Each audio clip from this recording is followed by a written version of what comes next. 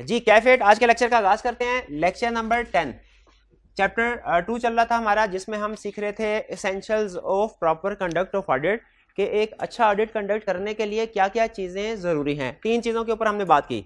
हमने कहा एक अच्छा ऑडिटर बनने के लिए प्रोफेशनल जजमेंट जरूरी है, प्रोफेशनल स्केप्टिसिज्म जरूरी है और इंडिपेंडेंस जरूरी है। और प्रीवियस लेक्चर में हमने ब्रीफली प्रोफेशनल स्केप्टिसिज्म के ऊपर कुछ बात की थी और इंडिपेंडेंस के ऊपर, जजमेंट के ऊपर।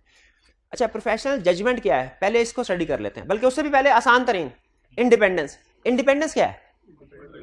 इंडिपेंडेंस का मतलब यह है कि ऑडिटर को इंडिपेंडेंट होना चाहिए मैनेजमेंट से और क्लाइंट्स, शेयर होल्डर से।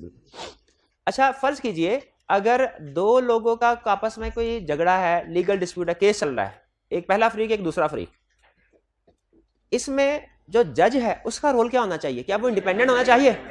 इंडिपेंडेंट होना चाहिए। अच्छा, अगर आपको यह पता चले कि जज ने फैसला सुनाया और फिर यह पता चले कि जज का कोई फ्रेंडशिप थी पहले फ्री के साथ, कोई रिश्तेदारी थी, कोई फाइनेंशियल रिलेशनशिप था, कोई बिजनेस पार्टनरशिप थी, तो चाहे जज ने बिल्कुल ठीक फैसला दिया हो, आपके जहन में एक दफा ये बात आएगी कि नहीं कि शायद इस इशू की वजह से, शायद इस रिलेशनशिप की वजह से जज ने कोई फेवर दे दिया पहले फ्री को, आ सकती है।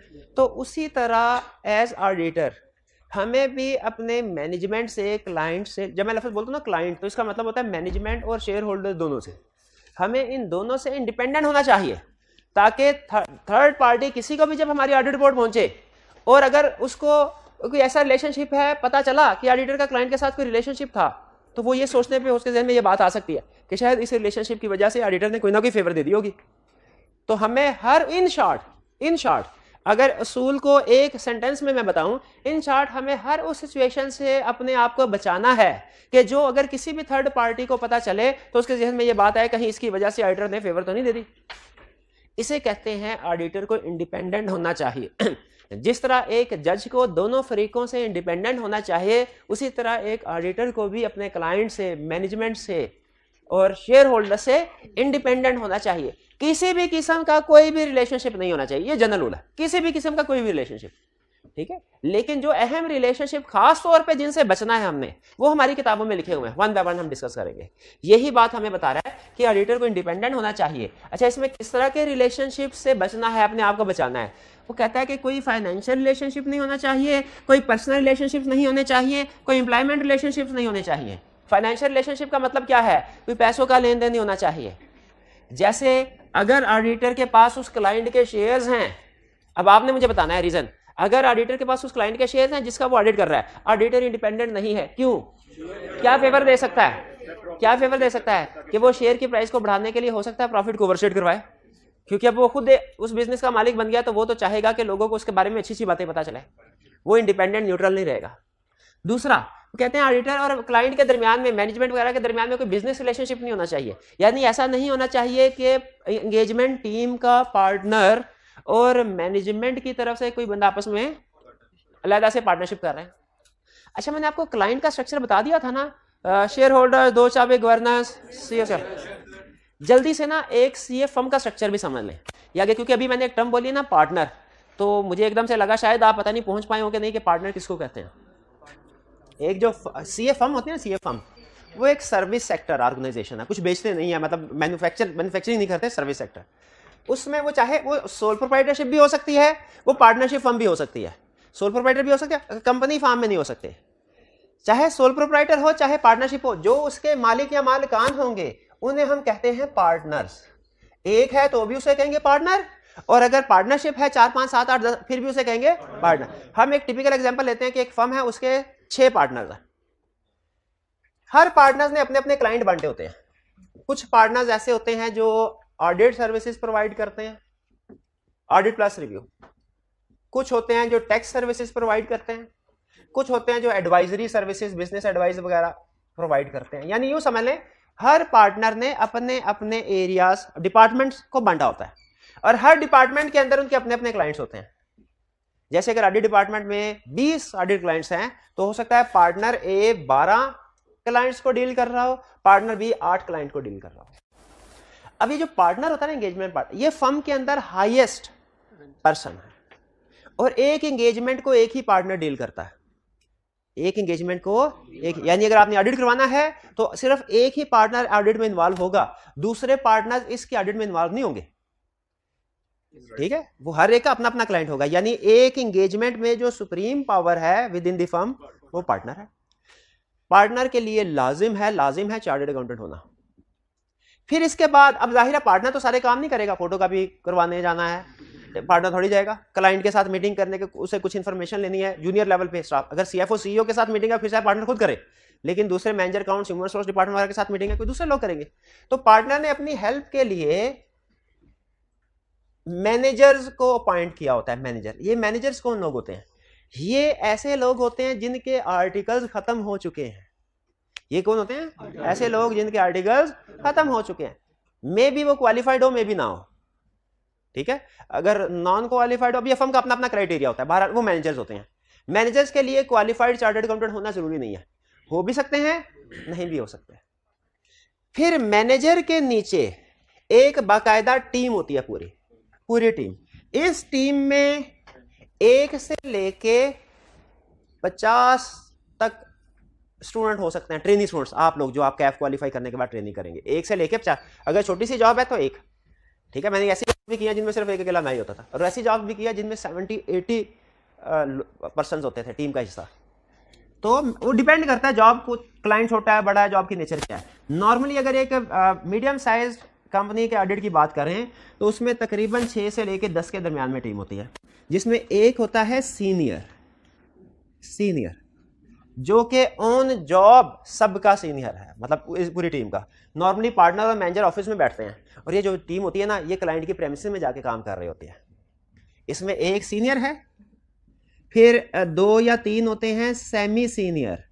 सीनियर वो बंदा होता है जो अपने आर्टिकल्स के आखिरी साल में हो, उसको तकरीबन यानी 2.5-3 साल हो चुके हो, अपने आर्टिकल्स के आखिरी साल में है। टीम के अंदर, इस टीम के अंदर मोस्ट सीनियर पर्सन है। 2 सेमी सीनियर जिन्हें तकरीबन 1.5-2 साल हो चुके हो, और फिर होते हैं 4 से लेके 6 तक कह लें जूनियर्स, जो भी ताज़ा भर्ती हुई होती है। किसी को कुछ दिन हुए होते हैं, किसी को कुछ महीने हुए होते हैं। ठीक है, अब एरिया एलोकेशन जब होती है ना, तो जो सबसे क्रिटिकल एरिया होता है वो सीनियर कहता है मैं करूंगा।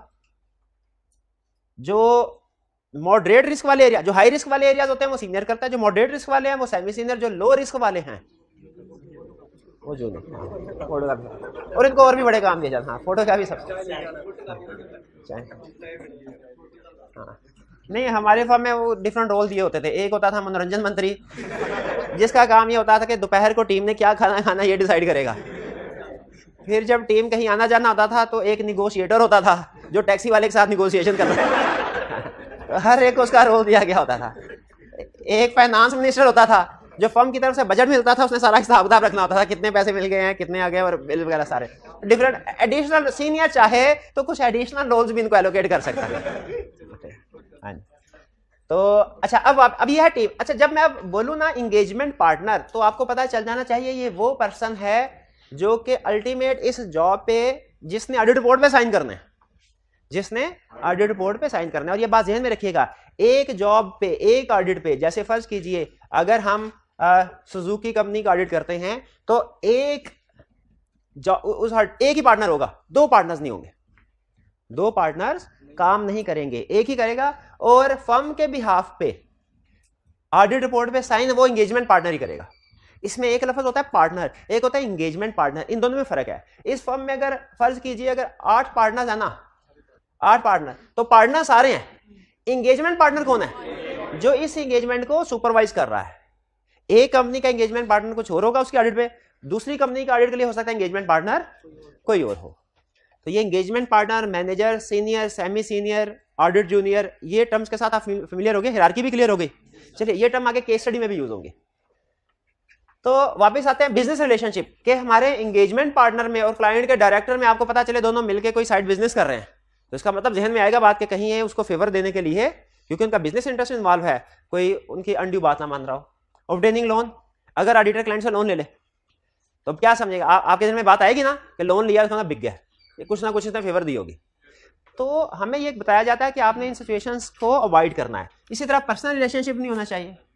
जैसे हमारे किसी भी टीम मेंबर का कोई सीनियर है, इसका भाई पता चले उस क्लाइंट पे अकाउंटेंट है, तो जहन में फौरन बात आ जाएगी कि नहीं कि सीनियर ने लगता है अपने भाई के एरिया में उसको फेवर दी होगी।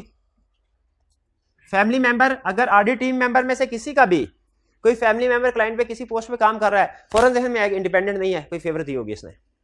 लॉन्ग एसोसिएशन, एक ही क्लाइंट का 15-20 साल से ऑडिट कर रहे हो, तो 15-20 साल, अगर पहले कोई पर्सनल रिलेशनशिप नहीं भी था तो फ्रेंडशिप हो जाती है।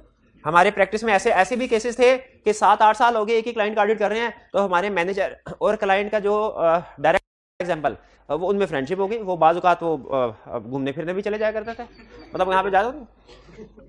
गिफ्ट, अगर पता चले कि क्लाइंट के किसी मेंबर ने हमारे टीम मेंबर को गिफ्ट दिया है, देखा, इसी वजह से मना किया, इसी वजह से मना किया कि गिफ्ट नहीं लेने, हमने क्लाइंट से कोई गिफ्ट नहीं लेने। एम्प्लॉयमेंट रिलेशनशिप, नहीं जबरदस्ती दे फिर भी नहीं गिफ्ट लेना है, जबरदस्ती गिफ्ट ले रहे। अच्छा, ये और एम्प्लॉयमेंट रिलेशनशिप का मतलब क्या है कि ऐसा ना हो ऑडिटर पास्ट में या करंटली क्लाइंट का एम्प्लॉय है, जैसे वो इंटरनल ऑडिटर क्लाइंट का एम्प्लॉय भी है और ऑडिट भी कर रहा है, तो वो इंडिपेंडेंट होगा? वो एक्सटर्नल ऑडिट कभी भी नहीं हो सकता। वो इंटरनल ऑडिटर तो हो सकता है जिसकी बात कोई बाहर का बंदा नहीं मानता।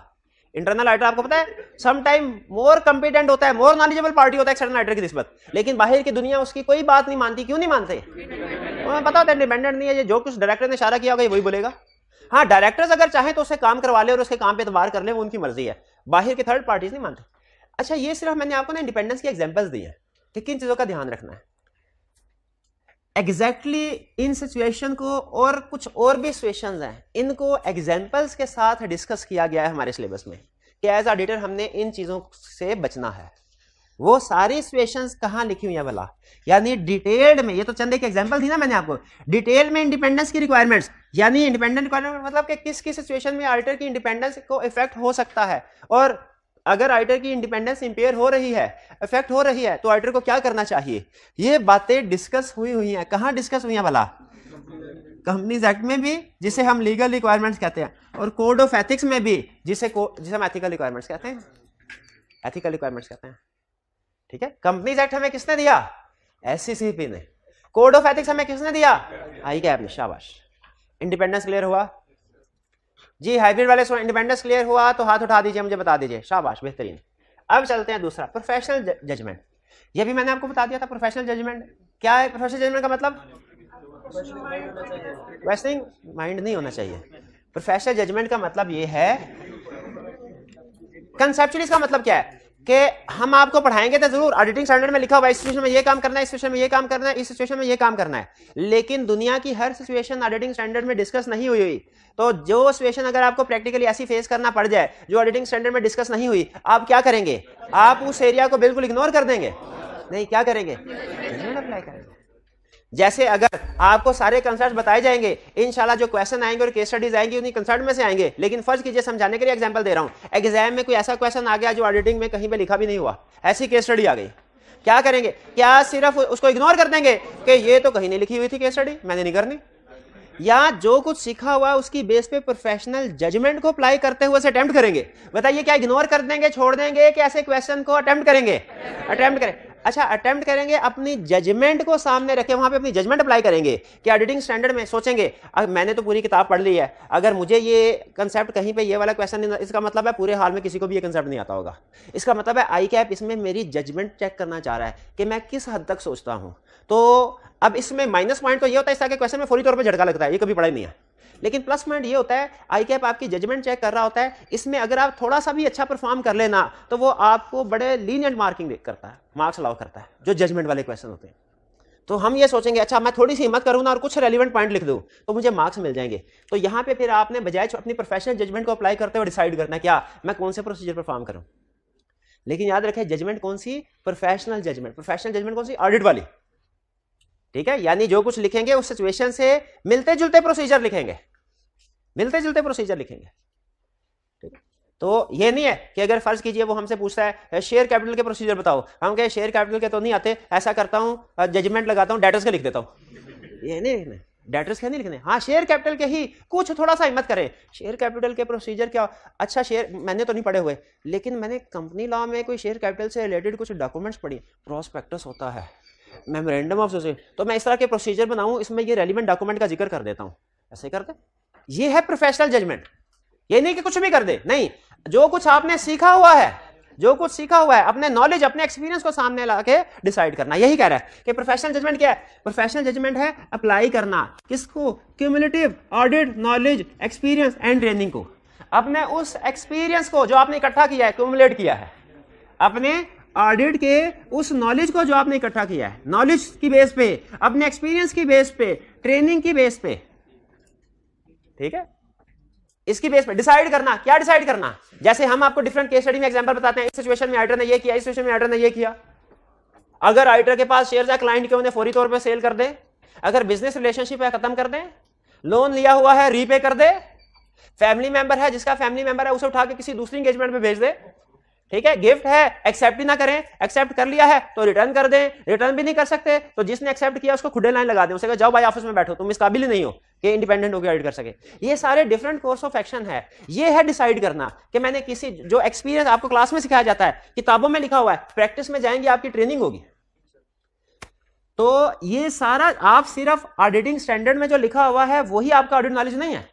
क्लास में बैठ के जो आप लेक्चर सुनते हैं, जो केस स्टडी एग्जांपल्स आपके साथ शेयर होती हैं, वो भी आपके ऑडिट नॉलेज का हिस्सा है। आपको जो पेपर में केस स्टडीज आते हैं वो भी आपके ऑडिट नॉलेज का हिस्सा है। आप जो प्रैक्टिस में जाके ट्रेनिंग के दौरान में सीखेंगे, एक्सपीरियंस, ट्रेनिंग, वो भी हिस्सा।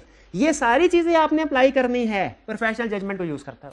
इनकी बेस पे डिसाइड करना कि आपका कोर्स ऑफ एक्शन क्या होगा।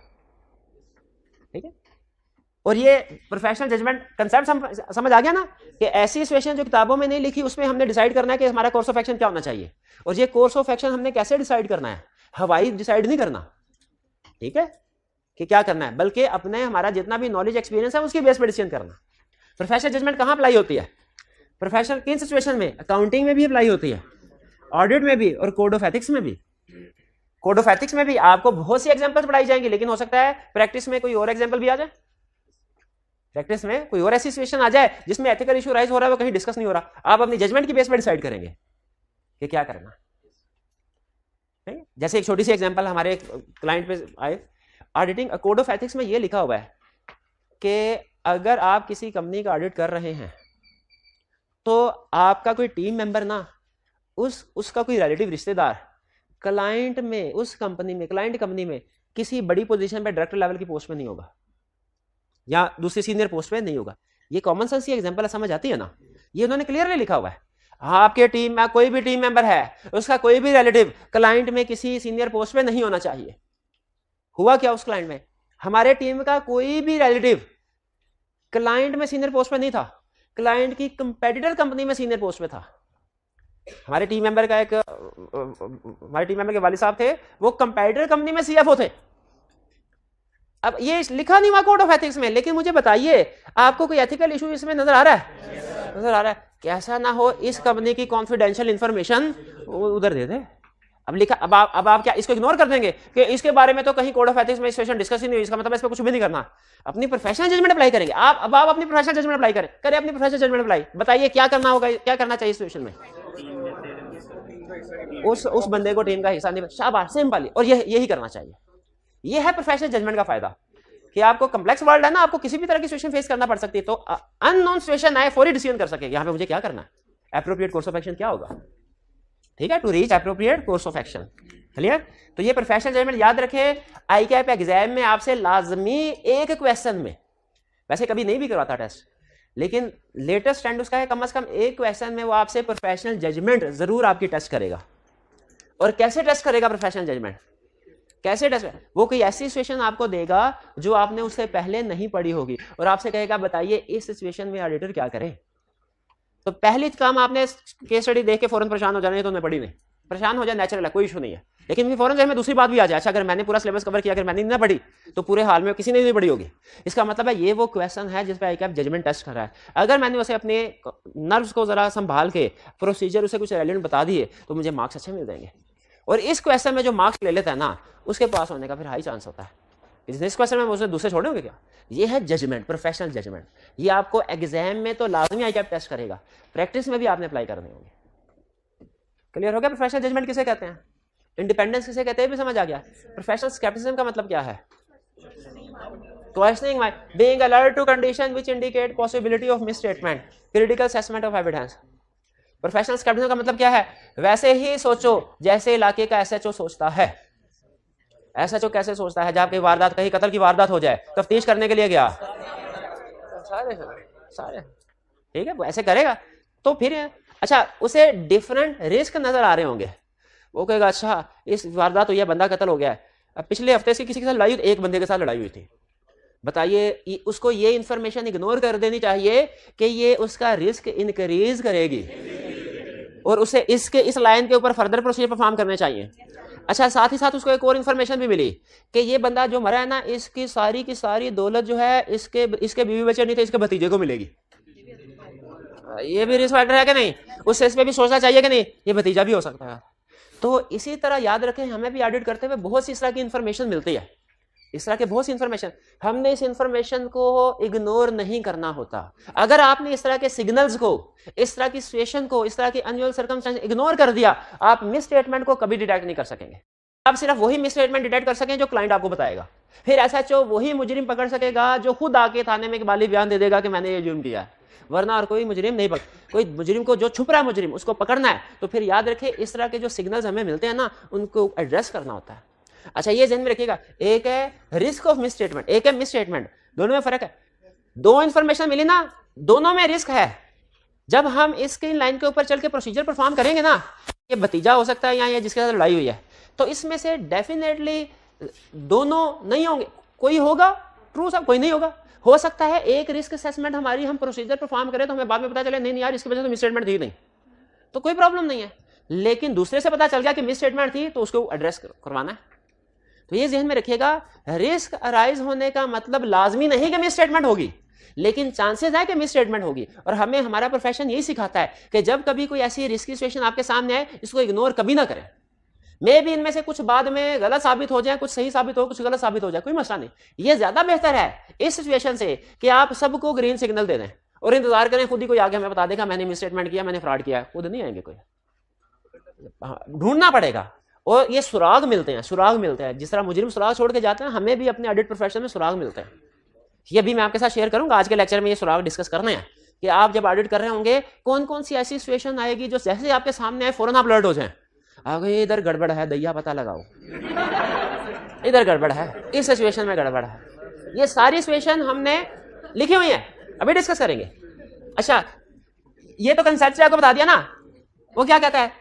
कहता है स्टैंडर्डाइज्ड लैंग्वेज में प्रोफेशनल स्केप्टिसिज्म क्या? क्वेश्चनिंग माइंड, लोगों से क्वेश्चन करते रहो। तफ्तीश है ना, तफ्तीशी अफसर ने क्वेश्चन ही करने और क्या करना है।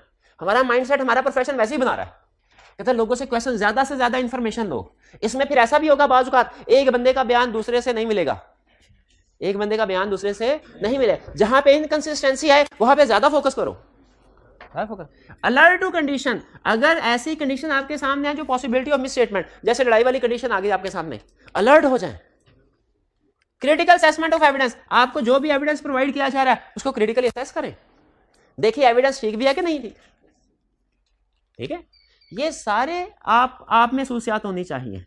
प्रोफेशनल स्केप्टिसिज्म में तीनों चीजें, क्वेश्चनिंग माइंड भी, being alert to condition which indicate possibility of misstatement भी, क्रिटिकल असेसमेंट ऑफ एविडेंस भी। लेकिन अगर आप मुझसे पूछे सर डेफिनेशन आई, तीनों पॉइंट्स आप देंगे, लेकिन कंसेप्चुअली बताएं केस स्टडी के पॉइंट ऑफ व्यू से कौन सा एक कंसेप्ट ज्यादा अहम है।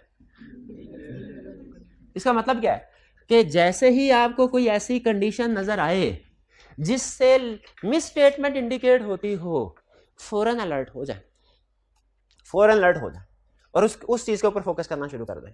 अब वो कंडीशन, यहां पे अहम क्वेश्चन ये है कि वो कौन कौन से कंडीशंस हो सकती हैं जो मिस स्टेटमेंट को इंडिकेट करे। वो सारी कंडीशन जो एग्जाम में वो आपसे पूछ सकता है, वो सारी कंडीशन हमारे सिलेबस की हद तक जो मिस स्टेटमेंट को इंडिकेट कर रखी, वो हमने उसकी लिस्ट बना रखी है। उस लिस्ट में से कुछ एग्जांपल आज डिस्कस करेंगे, कुछ कल डिस्कस करेंगे। भाई प्रोफेशनल स्केप्टिसिज्म समझ आ गई? Professional scepticism is equal to SHO. आगे चलें, इंपॉर्टेंस ऑफ प्रोफेशन, इसकी अहमियत क्या है? ये जरूरी है रिस्क आइडेंटिफाई करने में। आप प्रोफेशनल स्केप्टिसिज्म के बगैर रिस्क आइडेंटिफाई ही नहीं कर सकते। प्रोफेशनल स्केप्टिसिज्म के बगैर रिस्क आइडेंटिफाई, आपकी गली में एक बंदा रहता है, बेरोजगार है, ठीक है, वो बेरोजगार है, और आपको एक दिन पता चला उसने नई बाइक ले ली, नई बाइक ले ली, क्या सोचेंगे? अलर्ट होंगे कि नहीं? गड़बड़ है, बिल्कुल ठीक है, इसे रिस्क और हमें एविडेंस ऑब्टेन करने में भी हेल्प मिलती है। क्यों? जब रिस्क आइडेंटिफाई करेंगे उसके बाद कौन सा रिस्क हाई है, कौन सा रिस्क लो, ये क्लासिफिकेशन भी करते हैं। तो हाई रिस्क पे हाई एविडेंस ऑब्टेन करना है, लो रिस्क पे लो एविडेंस ऑब्टेन करना। प्रोफेशनल स्केप्टिसिज्म अवॉइड करता है क्या? ओवरलुकिंग अनयूजुअल सर्कमस्टेंसेस, यानी अगर कोई अनयूजुअल सिचुएशंस हैं उनको ओवरलुक करना। ओवरलुक का मतलब क्या? इग्नोर करना। अब बताएं, अगर प्रोफेशनल स्केप्टिसिज्म आपके माइंड में है, आपके सामने अनयूजुअल सिचुएशंस आई, आप उसे इग्नोर कर देंगे? नहीं, इग्नोर कंसीडर करेंगे उनको, ठीक है। Overgeneralising professional scepticism avoid करता है कंक्लूजन को ओवर जनरलाइज करने। ओवर जनरलाइज कंक्लूजन क्या है? एग्जाम में उसने कहा, ये क्वेश्चन में उसने एग्जांपल दिए थे, उसने कहा पिछले 5 सालों में कोई मिस स्टेटमेंट नहीं निकली, इस साल भी कोई मिस स्टेटमेंट नहीं होगी। क्यों? अगर हम ऐसे सोचे ना कि पिछले सालों में कोई मिस स्टेटमेंट इस साल भी नहीं होगी, तो हम पिछले सालों के कंक्लूजन को ओवर जनरलाइज कर रहे हैं। और एक क्लाइंट था, मैं उस वक्त जूनियर था, लिस्टेड क्लाइंट था। लिस्टेड क्लाइंट का मसला ये होता है उधर बड़े कंपिटेंट लोग बैठे ऑलरेडी काम कर रहे होते हैं और कम गलतियां निकलने के चांसेस होते हैं। तो लेकिन बहरहाल ऑडिट तो होता है उनका भी। तो मैं उस बंदे के पास गया, उसने कहा ये इन्फॉर्मेशन चाहिए। उसने कहा अच्छा आप लगता है जूनियर है। मैं कहा पहचाना तो सही है, हूँ तो जूनियर। उसने कहा आप जाके ना बिला वजह इतनी परेशान हो रहे हैं, आप अपने पिछले सालों की फाइल्स देखिए, पिछले जितने सालों से आप हमारे ऑडिटर पॉइंट है ना आपकी फर्म, जरा जाके देखिए कितनी को मिस स्टेटमेंट्स आप लोगों ने आइडेंटिफाई की है। कोई मिस स्टेटमेंट, मटीरियल मिस, छोटी मोटी थी, मटीरियल मिस स्टेटमेंट कोई भी आइडेंटिफाई नहीं कर सके आप। तो बिला वजह परेशान हो रहे हैं, जाए जाके स्कून करें। क्या मुझे जाके स्कून करना चाहिए था? नहीं। हम कंक्लूजन को ओवर जनरलाइज नहीं, हर साल का ऑडिट अलग है, डिफरेंट है दूसरे से। और बाज़ का तो ऐसा भी हो जाता है कि छोटी छोटी इमटेरियल मिस स्टेटमेंट मिलके एक बड़ी मटेरियल बन जाती है। आपको मटेरियलिटी की एग्जांपल दी थी ना, 5% ऑफ प्रॉफिट, अगर कोई मिस स्टेटमेंट 6% ऑफ प्रॉफिट किया है वो क्या है? मटेरियल है। और अगर 2 मिस स्टेटमेंट, एक 3% ऑफ प्रॉफिट, एक 4% ऑफ प्रॉफिट, ये इंडिविजुअली इमटेरियल है, एग्रीगेट मटेरियल हो जाती है।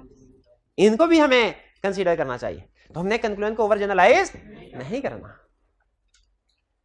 एक जगह पे गए, वहां पे चार्टर्ड अकाउंटेंट बड़ा काम करता था, दूसरी जगह पे गए, वहां पे भी एक चार्टर्ड अकाउंटेंट था, तो क्या इसका ये भी बड़ा अच्छा काम करता होगा, ये बड़ा कंपिटेंट होगा? नहीं, चार्टर्ड अकाउंटेंट भी एक से बढ़ के एक फारग होते हैं। मेरी तरफ क्यों देख रहे हो अपनी?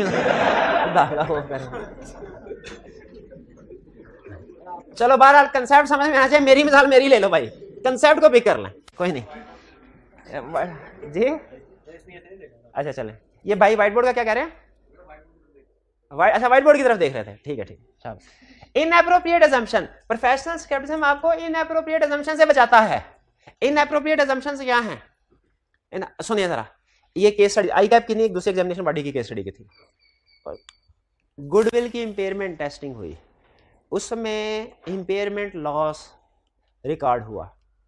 हम इंपेयरमेंट में टेस्टिंग में अगर आपको कंसेप्ट है कोई बेसिक, तो आपको पता है उसमें कुछ अजम्पशन होती हैं फ्यूचर से रिलेटेड, कैश फ्लोज को कैलकुलेट करते हैं, कुछ इस तरह का होता है। हम क्लाइंट के पास गए, क्लाइंट ने कहा सर ये अजम्पशंस है हमारी, लेकिन बेफिक्र रहें, आपको एक भी अजम्पशन चेक करने की जरूरत नहीं है, आप इन पे बेफिक्र होकर रिलाई कर सकते हैं। क्यों रिलाई कर सकते हैं? 2 रीजन है। पहली रीजन, ये अजम्पशन सारी वही हैं जो पिछले साल थी, कोई चेंज नहीं आया, और पिछले साल तो आपके जो टीम मेंबर था वो चेक कर चुका है। दूसरी रीजन, हमारे इंटरनल ऑडिट डिपार्टमेंट ने इसके ऊपर साइन किए हुए कि अजम्पशन ठीक है। बताइए क्या हमें ऐसी अजम्पशंस के ऊपर रिलाई कर लेना चाहिए? नहीं करना चाहिए। अच्छा, इंटरनल ऑडिट वाली बात पे क्यों नहीं रिलाई करना चाहिए? क्योंकि वो इंडिपेंडेंट नहीं है, एम्प्लॉय है। अब पिछले साल वाली बात पे क्यों नहीं करना चाहिए? क्योंकि वो हर साल आपने लैदा एविडेंस ऑब्टेन करना है, वरना तो क्लाइंट कहेगा सर पिछले साल ऑडिट हो चुका था, इस साल भी रिपोर्ट साइन कर दे। वो पिछले साल के फिगर्स पे ऑडिट हुआ था, पिछले साल के सर्कमस्टेंसेस हो सकते हैं डिफरेंट हो, ठीक है। कोरोना से पहले 10% प्रोविजन फॉर बैड डेट हुई। कोरोना के दिनों में भी जब सारी दुनिया फाइनेंशियल क्राइसिस में थी, लोगों के पास पैसे नहीं थे, बैड डेट्स बढ़ाने की बजाय 10% भी रखे, और क्लाइंट आपसे ये कहे सर वही है जो पिछले साल था, कोई चेंज नहीं है, तो आप ये अजम्पशन ठीक मानेंगे? और कहेंगे भाई जहां पे चेंज होना चाहिए वहां पे चेंज ना होना मिस स्टेटमेंट है, तो ये तो बढ़नी चाहिए प्रोविजन। क्लियर है? तो प्रोफेशनल स्केप्टिसिज्म है जो आपको इनएप्रोप्रिएट अजम्पशन लेने से बचाता है। भाई क्लियर हुआ? अब ये हमारे थ्योरेटिकली कंसेप्ट, एग्जाम में 2-3 नंबर के साथ आपको तीनों में से कोई भी टर्म डिफाइन करने को कहे कर लेंगे, खास तौर पे प्रोफेशनल जजमेंट और प्रोफेशनल स्केप्टिसिज्म। इनकी डेफिनेशन बाज़ का रिप्रोडक्शन मान लेता है, इंडिपेंडेंस को वो केस स्टडी में टेस्ट करता है जो हमने आगे चल के पढ़ना डिफरेंट चैप्टर। यहां तक क्लियर? अब हम क्या सीखने जा रहे हैं भला?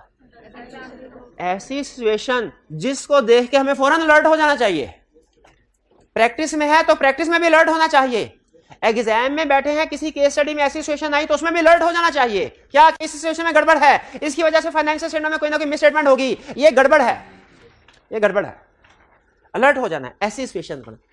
और 100% कंफर्म है कि ये जो लिस्ट अब हम पढ़ने जा रहे हैं ना, आज भी और कल का दिन भी इसके ऊपर लगाएंगे, शायद परसों भी थोड़ा सा लेक्चर लगे, 100% कंफर्म है ये किसी ना किसी केस स्टडी में इंशाल्लाह टेस्ट होगी, केस स्टडी टेस्ट होगी, अगर उसने ट्रेंड को बरकरार रखा, और उम्मीद है रखेगा, क्योंकि अब वो हर गुजरते अटेम्प्ट के साथ आपके पेपर्स को थोड़ा सा उसका डिफिकल्टी लेवल हाई करता जा रहा है। आपको ये चीज महसूस नहीं होगी, क्योंकि आपने ऑडिट का पेपर ज्यादातर स्टूडेंट्स ने एक ही दफा देना है, ठीक है, पास आगे आपको पता ही नहीं होगा इससे पहले पिछले 5 सालों में किस किस तरीके से पेपर देता रहा है। लेकिन टीचर जो होता है ना, हर अटेम्प्ट में पता होता है कि स्टैंड में सारे क्वेश्चन पूछे, कितने क्वेश्चन ईजी है, कितने मुश्किल है, क्या ट्रेंड, तो हर पेपर में तकरीबन आई कैप अपना डिफिकल्टी लेवल थोड़ा थोड़ा करके बढ़ाता है, और होना भी ऐसे चाहिए। जैसे जैसे दुनिया डेवलप हो रही है, हमें अपने प्रोफेशन को भी डेवलप करना है। ऐसा नहीं दुनिया 50 साल आगे पहुंच जाए, 50 साल पीछे वाले पढ़ा रहे हो। या आप यूनिवर्सिटी वगैरह में चले जाए ना, वहाँ पे भी ये सब्जेक्ट पढ़ाए जाते हैं, इस तरह की अकाउंटिंग भी, ऑडिट भी, टैक्स, वहाँ पे पुराने कंसेप्ट्स। लेकिन सीए में ये आई कैप में बहुत अच्छी बात है, अपने आप को अपग्रेड करता रहता है, अपडेट करता रहता है। बहरहाल अब चलते हैं एप्लीकेशन ऑफ प्रोफेशनल स्केप्टिसिज्म, कि वो सिचुएशंस जिनमें हमारा प्रोफेशनल स्केप्टिसिज्म फौरन अलर्ट हो जाना चाहिए कि इसमें कोई ना कोई गड़बड़ हो सकती है इस चीज की वजह। ये केस स्टडी के लिए वेरी इंपॉर्टेंट, केस स्टडी के लिए वेरी इंपॉर्टेंट। जैसे पहली सिचुएशन अगर आपको लगे, अच्छा अब इसमें मैं थोड़ा सा तरतीब आगे ऊपर नीचे करके बढ़ा रहा हूं। पहली सिचुएशन, एनुअल ग्रोथ पिछले साल की निस्बत इस साल सेल्स में 20% इंक्रीज है। रिस्क है, क्या रिस्क है? क्लाइंट ने सेल्स को ओवरस्टेट किया होगा। अच्छा आपसे आपकी जजमेंट, अब जजमेंट पूछूंगा, क्यों ओवरस्टेट किया होगा? क्यों ओवरस्टेट किया होगा? प्रॉफिट को बढ़ाने के लिए। प्रॉफिट ओवरस्टेट हो, इसे मैनेजमेंट को भी बोनस मिलेगा, शेयर होल्डर की शेयर प्राइस बढ़ेगी। अच्छा अनयूजुअल ग्रोथ तो रिस्क है, अनयूजुअल डिक्रीज ऑफ सेल्स, क्या ये भी रिस्क है? इसमें क्या रिस्क है? टैक्स समझते हैं। देखें सेल्स को ओवरस्टेट करने में क्लाइंट का फायदा है, इसको अंडरस्टेट करने में फायदा नहीं है। टैक्स में इसलिए एग्जांपल इसको रिजेक्ट कर रहा हूं क्योंकि टैक्स को कैलकुलेट करने के लिए अलग रूल्स होते हैं, वो टैक्सेबल प्रॉफिट इनकम टैक्स के रूल्स के मुताबिक कैलकुलेट होता है। उसका अकाउंटिंग में अगर आप अंडरस्टेट भी करते हैं ना सेल्स को, एफबीआर वाला कहता है भाई हमारे मुताबिक सेल्स निकालो, तो टैक्स इतना नहीं है। क्या और क्या रिस्क हो सकता है? अगर सेल्स कम हो गई है इसका मतलब क्या है? आपकी इन्वेंट्री नहीं बिक रही। इन्वेंट्री नहीं बिक रही तो इसका मतलब क्या है? इन्वेंट्री ऑब्सोलीट हो गई है। इन्वेंट्री ऑब्सोलीट हो गई है तो अकाउंटिंग क्या कहती है? एनआरवी पे रिकॉर्ड करो। क्या की होगी क्लाइंट ने? नहीं की होगी। हमारे एक लिस्टेड क्लाइंट के साथ बहुत बड़ा झगड़ा हुआ, बहुत हाई लेवल पे झगड़ा होता रहा। उसने एक न्यू प्रोडक्ट लॉन्च की, खरीदी थी उसने 10,000 में और बेच रहे थे 8,000 में, और फाइनेंशियल स्टेटमेंट्स में 10,000 भी शो करवाई हुई थी। हमने कहा भाई IS2 बेसिक रूल कहता है कि इन्वेंट्री को लोअर ऑफ कास्ट एनआरवी पे रिकॉर्ड होना चाहिए। आपकी कास्ट 10,000 है, एनआरवी आपकी 8,000 है, 2,000 हर यूनिट के ऊपर रिवर्सल रिकॉर्ड करो, प्रीवियस रिकॉर्ड करो। उसने कहा सर IS2 हमने भी पढ़ा है, बेसिक रूल हमें भी पता है, लेकिन याद रखे ये तो हम प्रमोशन के लिए 10,000 वाली चीज 8,000 में बेच रहे हैं, हम अगर चाहें तो इसको 12,000 में भी बेच सकते हैं। हम प्रमोशन के लिए मार्केटिंग स्कीम है हमारी, उसके लिए करें, हमारी मजबूरी नहीं है। इसीलिए ये चूंकि हम अपनी मर्जी से स्ट्रेटजी है हमारी, इसीलिए ये एनआरवी इसकी 8,000 नहीं, एनआरवी इसकी 12,000 ही है। क्लाइंट अड़ गया, कहने लगा एनआरवी डाउन नहीं करना। बताइए आपके ख्याल में एनआरवी डिस्काउंट होनी चाहिए थी? क्योंकि स्टैंडर्ड वर्ड यूज करता है एस्टिमेटेड सेलिंग प्राइस। वो ये नहीं कहता कि किस वजह से सेलिंग प्राइस होगी तो ये रूल लगेगा, किस वजह से नहीं, कहता है जो भी रीजन हो, अगर आपकी एस्टिमेटेड सेलिंग प्राइस कम है एनआरवी पर रिकॉर्ड। तो अगर सेल कम हो रही है, एक क्लाइंट था उसकी न्यू प्रोडक्ट लॉन्च की उसने, उसकी प्राइस आपको पता है नॉर्मली न्यू प्रोडक्ट जब लॉन्च की जाती है ना तो उनको जरा अगर रिस्पांस कम आ रहा हो और डिस्काउंट ऑफर कर, उसने डिस्काउंट ऑफर कर दिया। हमने कहा भैया, उसने कहा सर रेगुलर प्राइस जो है ना वो 10 लाख ही है, कॉस्ट 8 लाख है हमारी, रेगुलर प्राइस 10 लाख, ये तो हमने डिस्काउंट ऑफर किया है, सेल प्राइस 10 लाख ही है, डिस्काउंट ऑफर करके 7 लाख ही बेच रहे हैं। बताइए एनआरवी की एडजस्टमेंट होनी चाहिए कि नहीं होनी चाहिए? क्लाइंट इसी तरह आर्गू करता है, क्लाइंट कभी ये नहीं मानेगा सीधे तरीके से।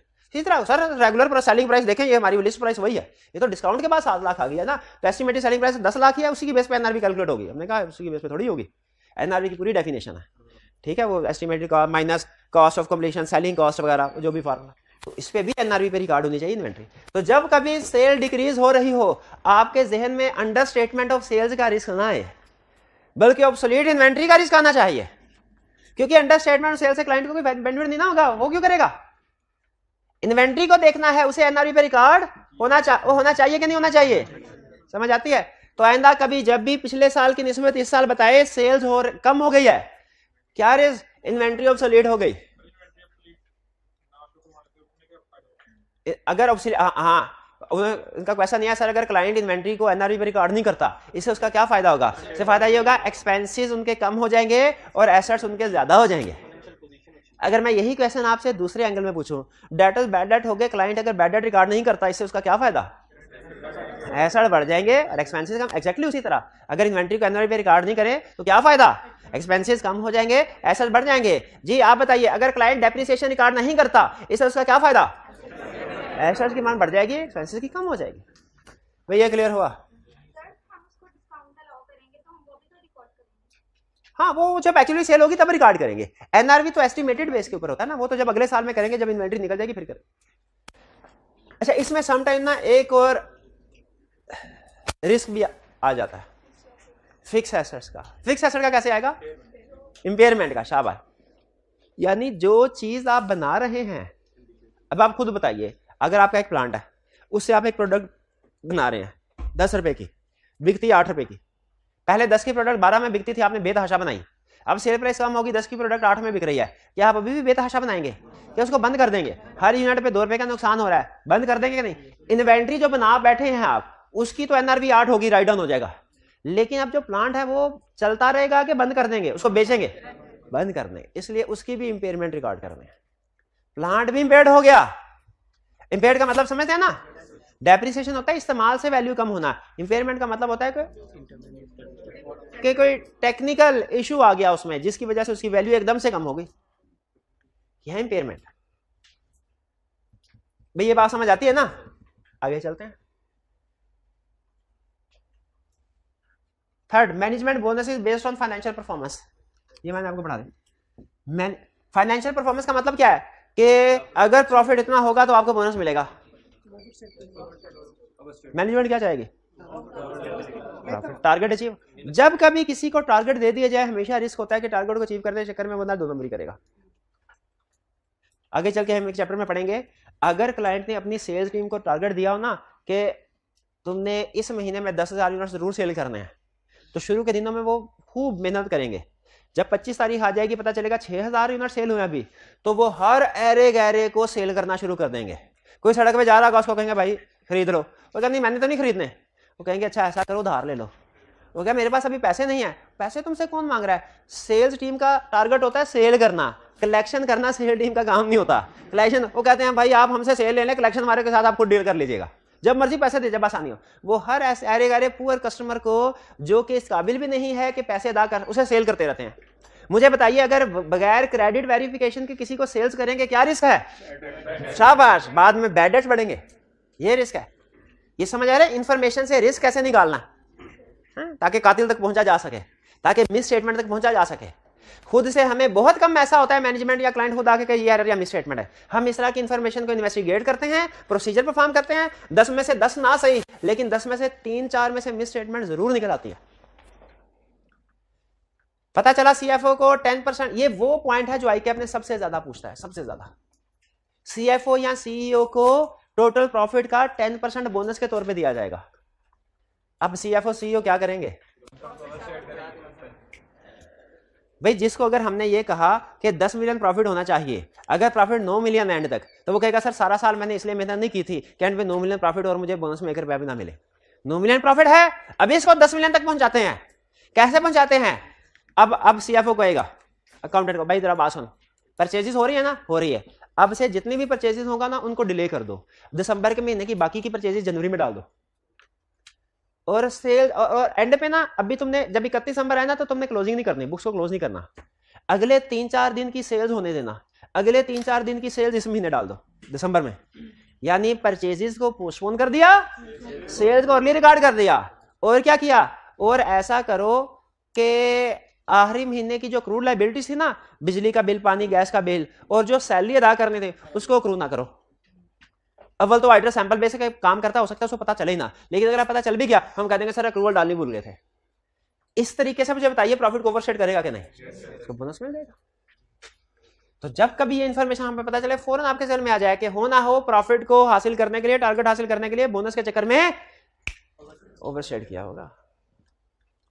Significant transactions at year end, significant transaction at year end. ज्यादातर स्टूडेंट्स जो नकल लगाने वाले हैं, बताइए कब फैसला करते हैं हमने नकल लगानी है? सेशन के स्टार्ट में, ड्यूरिंग सेशन के end of the session, end of the session. उसी तरह मैनेजमेंट ने भी अगर फाइनेंशियल स्टेटमेंट में हेर फेर करनी है, सारा साल तो वो अच्छे तरीके मेहनत से टारगेट हासिल करने की कोशिश करेंगे, नहीं हुआ तो फिर क्या करेंगे? एंड इसीलिए रिसर्च हमें ये बताती है कि जब ईयर एंड पे दिसंबर के, अगर ईयर एंड 31 दिसंबर है तो दिसंबर के जो आखिरी 2 हफ्ते है ना, इसमें अगर बड़ी बड़ी ट्रांजैक्शंस हो रही हैं तो इनमें गड़बड़ है। मैनेजमेंट टारगेट्स को अचीव करने के चक्कर में, फाइनेंशियल स्टेटमेंट का बेस्ट रिप्रेजेंट करने के चक्कर में फेक ट्रांजैक्शन रिकॉर्ड कर रहे हैं। एक केस स्टडी में आईकैप ने लिखा, आईकैप ने क्या लिखा सुने, उसने कहा सारा साल की जो टोटल सेल्स है ना, अब 15 दिसंबर तक 11.5 महीनों की, वो है 23.5 मिलियन, 23.5 मिलियन। आखिरी 2 महीनों की सेल्स है 3 मिलियन। आखिरी 2 हफ्तों की, आखिरी 2 हफ्तों की कितनी सेल्स है? अब देखें, ऑन एवरेज हर महीने 2 मिलियन की सेल होती है, ऑन एवरेज हर महीने, लेकिन आखिरी 15 दिनों में 3 मिलियन की सेल हो गई है। फेस रिस्क नजर आ रहा है कि नहीं आ रहा? अच्छा, फिर एक ये रिस्क था, फिर उसने मजीद उसको एलैबोरेट किया, उसने कहा ये सेल ऐसे कस्टमर को की गई है जिनको कोई नहीं जानता, नए कस्टमर हैं, इनकी कोई प्रॉपर डॉक्यूमेंटेशन भी नहीं है। बताइए, तो इसीलिए ईयर एंड पे जितनी भी सिग्निफिकेंट ट्रांजैक्शंस होंगी ना, उनमें हमेशा रिस्क ज्यादा होगा। आपने कभी भी एग्जाम में या प्रैक्टिस में ईयर एंड पे बड़ी बड़ी ट्रांजैक्शन नजर आए ना, उनको हाईलाइट करके जरूर सेलेक्ट करना है, सब में नहीं तो किसी ना किसी में गड़बड़ नजर आएगी आपको। फिर inconsistency between different sources of evidence, inconsistency between different sources of evidence.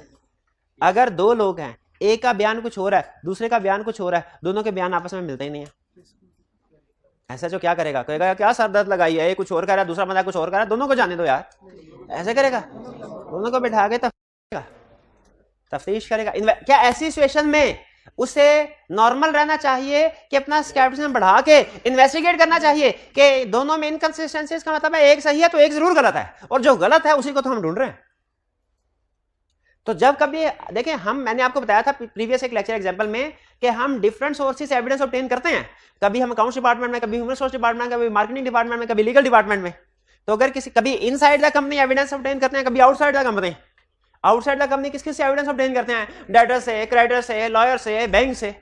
तो अगर एक सोर्स से दूसरे सोर्सेज में इनकंसिस्टेंसी आ जाए, एक वैसे में उसने कहा सीएफओ कहता है कंपनी के खिलाफ कोई केस नहीं है, लॉयर्स कहता है एक केस पेंडिंग है, इनकंसिस्टेंसी है कि नहीं? क्लाइंट ने कहा हम तो कस्टमर को जो सेल करते हैं ना, तो उसको कोई राइट टू रिटर्न नहीं देते, कोई वारंटी नहीं देते। एक कस्टमर ने हमने लेटर लिखा, उसने जवाब दिया, उसने कहा मुझे तो वारंटी मिली हुई है, इनकंसिस्टेंसी है। उसने कहा मेरे पास तो राइट टू रिटर्न है। अगर आपके डेटर के पास, ये हाइब्रिड में से, ये फ्रंट बेंच, पहले बेंच में राइट साइड पे जो स्टूडेंट बैठे हैं इनमें से कोई जवाब थे, अगर हमारे डेटर के पास राइट टू रिटर्न है, राइट टू रिटर्न काउंटिंग में पढ़ा ना, राइट टू रिटर्न, बताइए कोई मसला है कि नहीं फाइनेंशियल स्टेटमेंट में? ये लाए, फटाफट लाए, इनके पास माइक लाए, ये जवाब दीजिए, शाबाश, जल्दी से। वो एक दूसरे को आगे ट्रांसफर कर रहे हैं, तो भाई आगे को आगे दीवार है, कितना को ट्रांसफर करोगे? ये साउंड ठीक कर लीजिएगा जी भाई, बताइए।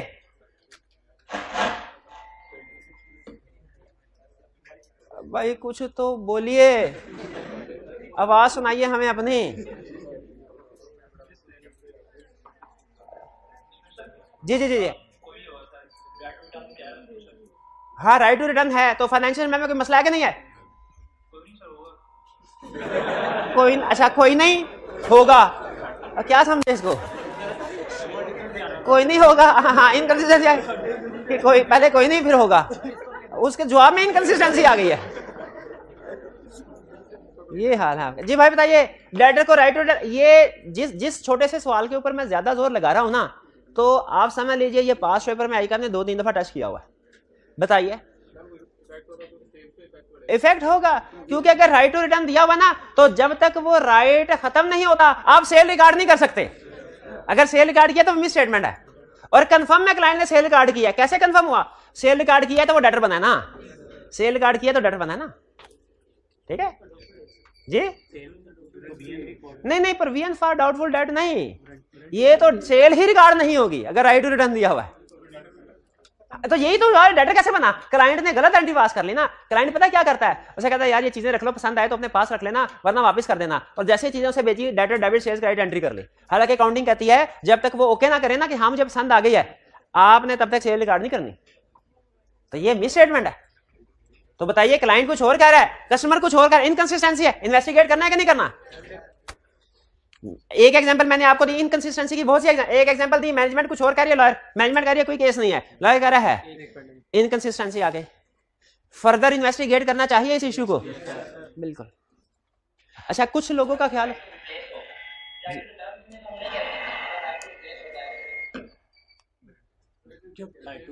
नहीं राइट टू रिप्लेस, ये पता नहीं ऑडिट में कभी नहीं टेस्ट हुआ राइट टू रिप्लेस।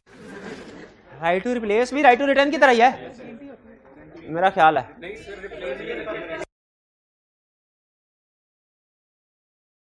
नहीं यहाँ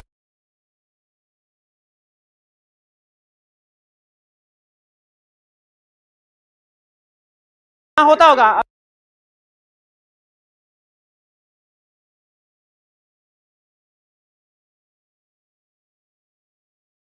ऑडिट में कभी नहीं है राइट टू, मैंने पहली दफा सुना है राइट टू रिप्लेस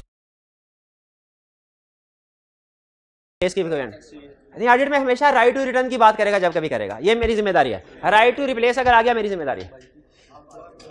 आगे डेटर को कंफर्मेशन लेटर, अच्छा हाँ अब मुझे ये बताइए, डेटर को कंफर्मेशन लेटर सेंड किया, कंफर्मेशन लेटर पता क्या होता है क्या, हम क्लाइंट कह रहा था मैंने मिस्टर ए से 20 लाख रुपए लेने हैं, तो मिस्टर ए से भी तो पूछ लेना चाहिए। मिस्टर ए कहता है मैंने तो 2 लाख देने हैं। अगर क्लाइंट कहे मैंने 20 लाख लेने हैं, मिस्टर ए कहे मैंने सिर्फ 2 लाख देने हैं, इनकंसिस्टेंसी आ गई कि नहीं आ गई।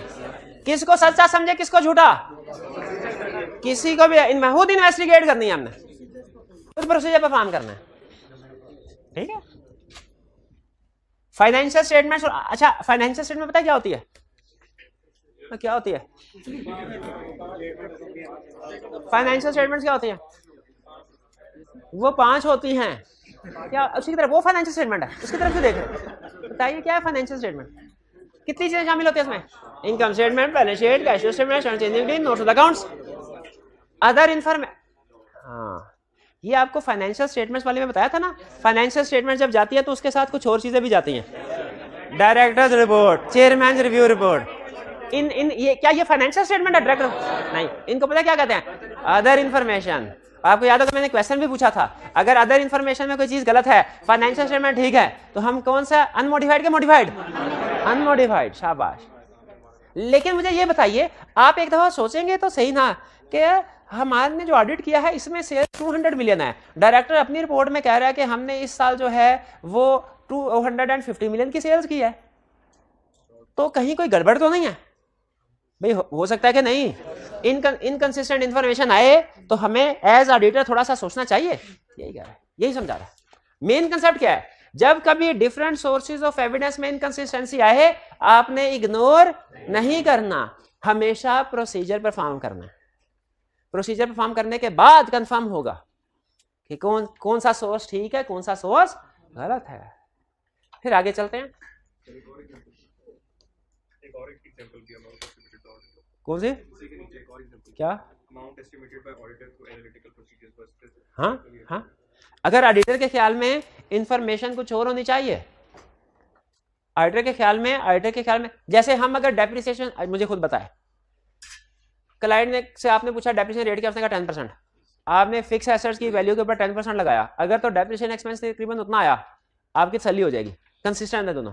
लेकिन अगर डेप्रिसिएशन एक्सपेंस उससे कम या ज्यादा होता है, इनकंसिस्टेंसी आ गई, आप इन्वेस्टिगेट करना चाहिए कि नहीं करना चाहिए, बिल्कुल करना चाहिए, क्योंकि डेप्रिसिएशन गलत तो रिकॉर्ड नहीं कर दी। अच्छा लेकिन याद रखें लाजमी नहीं डेप्रिसिएशन हमेशा ही गलत रिकॉर्ड हो सकता है ड्यूरिंग ईयर कोई सेल परचेज भी हो जिसकी वजह से पार्शियल ईयर, लेकिन बहरहाल हमने इन्वेस्टिगेशन तो करनी है ना, ठीक है। आगे चल के देखेंगे क्या साबित होता है। फिर इसके बाद सिग्निफिकेंट रिलेटेड पार्टी ट्रांजैक्शन, ये रिलेटेड पार्टी क्या है, अच्छा सीला पढ़ा, कितने स्टूडेंट ने सीला पढ़ा हुआ है, शाबाश, सीला में रिलेटेड पार्टी था ना, जैसे नेचुरल पर्संस के रिलेटिव्स होते हैं, कंपनीज के भी रिलेटिव होते हैं, related parties, holding, subsidiaries, associated company, शाबाश। एक और एग्जांपल ऐड कर लें, रिलेटेड पार्टीज आर्टिफिशियल पर्सन भी हो सकते हैं जैसे दूसरी कंपनीज होल्डिंग, नेचुरल पर्सन भी हो सकते हैं जैसे डायरेक्टर, उनके रिश्तेदार, ये भी रिलेटेड पार्टी हो सकती, सीईओ भी related party. Significant related party transaction, significant related party transaction. अब एक केस स्टडी में इंफॉर्मेशन दे रहा हूं, आधा हिंट तो आपको मिल गया कि इसमें कोई ना कोई मसला होगा रिलेटेड पार्टी का, वही एग्जांपल आइए, लेकिन फिर भी देखते हैं, अगर आप फिर भी पिक कर पाए तो बड़ी बात होगी। ड्यूरिंग द ईयर कंपनी ने एक फिक्स एसेट्स डिस्पोज किया, उस पे 20 मिलियन लॉस रिकॉर्ड किया गया। इन्वेस्टिगेशन से पता चला कि सेल डायरेक्टर के भाई को की गई है। इंफॉर्मेशन समझ आ गई सारी? बताइए कोई रिस्क है? क्या रिस्क है? रिलेटेड पार्टी ट्रांजैक्शन है, उसको आर्म्स लेंथ बेसिस पे यानी मार्केट वैल्यू पे नहीं सेल की गई, बल्कि बड़े डिस्काउंटेड लो प्राइस में सेल की गई है। कैसे पता चला लो प्राइस में सेल की गई है? लॉस से।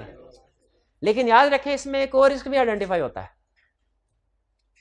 ये तो है ही है, ये तो बड़ा रिस्क है कि related party transaction is not on arm length basis. एक और भी रिस्क है, क्या? लॉस रिकॉर्ड होने की एक रीजन होता है डेप्रिसिएशन का भी गलत होना।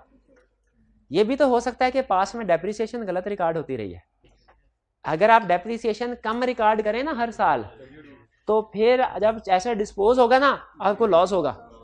और अगर आप हर साल डेप्रिसिएशन ज्यादा रिकॉर्ड कर रहे हैं ओवरशेड, तो गेन होगा। ये बात, ये जो सेंटेंस मैंने बोला, ये समझ आया आपको? ये एक मुश्किल कंसेप्ट है समझने में, वो समझ आया? अगर डेप्रिसिएशन हर साल ज्यादा ओवरस्टेट करते रहेंगे तो डिस्पोजल पे क्या होगा? प्रॉफिट, क्योंकि आपकी बुक वैल्यू बहुत नीचे जा चुकी होगी। और अगर कम रिकॉर्ड कर, तो इसी क्वेश्चन के अंदर एक दूसरा रिस्क ये भी था, एक रिलेटेड पार्टी का रिस्क था केस स्टडी में, दूसरा रिस्क ये भी था कि एसेट की लाइफ हो सकता है सही एस्टिमेट नहीं की गई, डेप्रिसिएशन सही रेट पे कैलकुलेट नहीं हो रही। तो सिग्निफिकेंट रिलेटेड पार्टी ट्रांजैक्शन में गड़बड़ है ना? रिलेटेड पार्टी ट्रांजैक्शन और हो भी सिग्निफिकेंट, क्या गड़बड़ है कि वो मार्केट टर्म्स एंड कंडीशन पे हो सकता है, नहीं होंगे। इनसिग्निफिकेंट चीज हो तो उसमें कोई इतनी ज्यादा प्रॉब्लम नहीं होती, लेकिन फिर भी हम उसको देखेंगे। बाज़ औक़ात इनसिग्निफिकेंट में प्रॉब्लम होती है, बाज़ औक़ात नहीं होती। ठीक, 10 रुपए की सेल, एंट्री रिकॉर्ड हुई, डेटर्स डेबिट सेल्स क्रेडिट 10 रुपए, इमटेरियल है। लेकिन अगर पता चले कि 1 लाख वाली चीज 10 रुपए में सेल की है, आप खुद बताइए 1 लाख रुपए वाली चीज 10 रुपए में सेल करेंगे? अमाउंट देखें तो इमटेरियल है, लेकिन अगर नेचर देखें कि रिलेटेड पार्टी को सेल की थी, तो फिर मटेरियल है कि नहीं है? तो उन्होंने पूछा इनसिग्निफिकेंट, तो मैंने कहा इनसिग्निफिकेंट होना तो फिर भी आप सर्च करें रिलेटेड पार्टी को, अगर ट्रांजैक्शन इनसिग्निफिकेंट है ना उसको भी सर्च करें, उसमें भी मिसस्टेटमेंट छुपी हो सकती है। जैसे उसको 10 रुपए की सेल करें, एक एसी बनाने वाली कंपनी 1 लाख का एसी है, बाकियों को सेल करती है तो debit sales credit 1 lakh, related party को सेल्स की कैश डेबिट सेल्स क्रेडिट 10 रुपए। अब आप इसको क्या कहेंगे? इनसिग्निफिकेंट है, छोड़ दो कि रिलेटेड पार्टी है, इस वजह से रिस्क है, इसे सेलेक्ट करना चाहिए, वेरिफिकेशन करना चाहिए। रिलेटेड पार्टी के साथ अगर इनसिग्निफिकेंट भी हो ना, वो भी रिस्की है। होल्डिंग, सब्सिडियरी, एसोसिएटेड कंपनीज, ये तो हो ही होगी। हाँ, बड़ी एग्जांपल डायरेक्टर्स और उनके रिश्तेदार भी। हाँ, जब लफ्ज हम क्लाइंट बोलते हैं ना, तो ये एक जेनेरिक टर्म है। असल में ना मुझे क्लाइंट का लफ्ज बोलना ही नहीं चाहिए पूरे सेशन में, लेकिन जो कि प्रोफेशन में ये फ्रीक्वेंटली बोला जाता है, तो इसीलिए बाज़ औक़ात क्लाइंट का वर्ड मुंह से निकल आता है। लेकिन इसका मतलब ये होता है कि इसमें मैनेजमेंट भी शामिल है, शेयर होल्डर्स में। ठीक है, यानी जिस कंसर्न में मैं लफ्ज क्लाइंट बोलूं, इसका मतलब है वो मैनेजमेंट और शेयर होल्डर दोनों में अप्लाई हो रहा है। Significant income expense asset liabilities based on estimates, ये तो हमने लिमिटेशन में सीख लिया था कि ऐसे एरिया जिनमें एस्टिमेशन इन्वॉल्व होगी उनमें रिस्क ऑफ मिस स्टेटमेंट ज्यादा है, उनमें रिस्क ऑफ मिस स्टेटमेंट ज्यादा है। इनमें आइडेंटिफाई करना मुश्किल है। बहुत पुराना लतीफा आपने शायद सुना होगा, उस्ताद ने शागिर्द से पूछा, सजा देनी होती है ना उस्ताद ने, जब तो कोई बहाने ढूंढ नहीं लेता है, तो उस्ताद ने सजा देनी थी, उन्होंने पकड़ा डंडा और पूछा, हाँ भी बताओ तुम्हारे सर में कितने बाल हैं? कोई शागिर्द भी उसी उस्ताद का था, कहने लगा उस्ताद जी 3,15,832। उस्ताद बड़ा कहता है तुम्हें कैसे पता चला? कहता सर नहीं यकीन तो गिन ले। नहीं यकीन, उसे पता है कि भाई गलत है, कौन सा साबित हो जाएगा? एस्टिमेट्स में जब मैनेजमेंट जानबूझ के प्रोविजन फॉर बैड डेट्स है, डेप्रिसिएशन है, वारंटी है, मैनेजमेंट को पता है ये अगले साल के एक्सपेंस है, हम इस साल एस्टिमेट कर रहे हैं, इसमें अगर हमने गड़बड़ कर भी दी ना, ऑडिटर को पता तो चल जाएगा गड़बड़ की है, लेकिन ऑडिटर साबित नहीं कर सकेगा कि ये गलत है। हम प्रोविजन फॉर बैड डेट जो है वो 10% की बजाय 2% कर देते हैं।